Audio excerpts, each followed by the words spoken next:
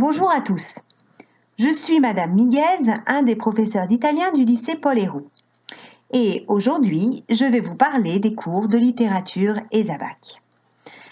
Alors, le terme littérature peut intimider, peut être dissuasif. Mais il faut bien avoir présent à l'esprit que le cursus ESABAC s'inscrit sur une durée de 3 ans, ce qui laisse donc le temps de mettre en place un apprentissage progressif.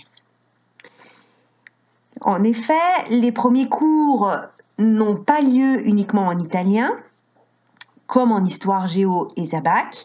On va au début beaucoup passer par le français pour faciliter les choses. Et puis, au fur et à mesure que les semaines vont s'écouler, l'italien va petit à petit remplacer le français pour, à la fin, ne devenir que l'unique outil de communication utilisé en cours. À aucun moment, vous ne serez donc brutalement plongé dans un bain linguistique. L'immersion se fera tout en douceur. Et presque à votre insu, presque sans que vous vous en rendiez compte.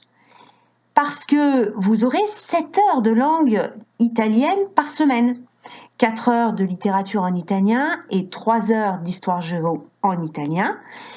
Vous ferez donc automatiquement des progrès. À l'entrée en seconde ESABAC, il ne faut pas redouter les écarts de niveau de langue. Les classes ESABAC sont toujours constituées d'élèves venus d'horizons divers, dont les expériences sont toutes différentes. Mais un des premiers objectifs du professeur sera en seconde d'uniformiser ce niveau de la classe. Et cela va passer par la révision ponctuelle des conjugaisons, des points de grammaire, qui seront graduellement enrichis jusqu'en terminale. Pour ce qui est de l'organisation des cours, de nouveau comme en histoire géo, il n'y a pas de manuel de littérature en ESABAC. Les cours se font donc uniquement à partir de polycopiés. Les premiers documents étudiés sont bien sûr choisis avec soin. Il ne s'agit pas de commencer la formation ESABAC en affrontant des textes en langue ancienne, très riches, très longs, bref, des textes qui risquent de vous décourager dès les premières heures de cours.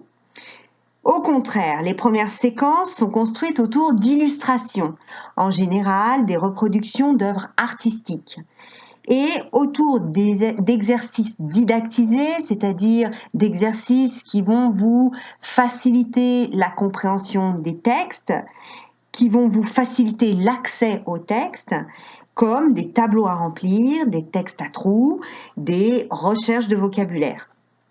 On avance lentement, on prend le temps de vérifier que tout est bien compris, et ce n'est donc que dans un deuxième temps, ultérieurement, que la méthodologie propre aux épreuves du bac sera abordée et travaillée. À propos du programme de littérature, on peut dire qu'il est vaste.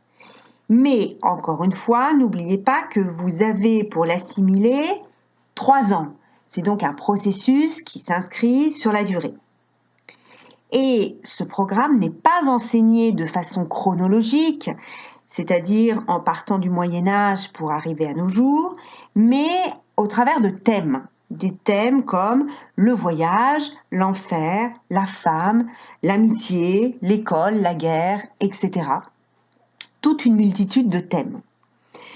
La charge de travail n'est pas excessive en seconde. L'essentiel est fait en cours.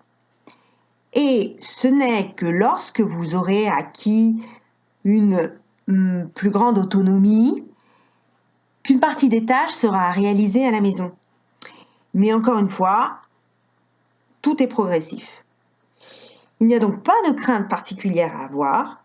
Si ce cursus vous intéresse, il vous suffira d'être motivé et de travailler régulièrement, comme tout autre lycéen d'ailleurs, mais pas plus qu'un autre lycéen, pour réussir à obtenir votre ESABAC. On vous attend donc l'année prochaine. Si vous avez bien sûr d'autres questions, vous pouvez demander à vos professeurs respectifs de nous contacter. Nous y répondrons et on espère vous voir bientôt.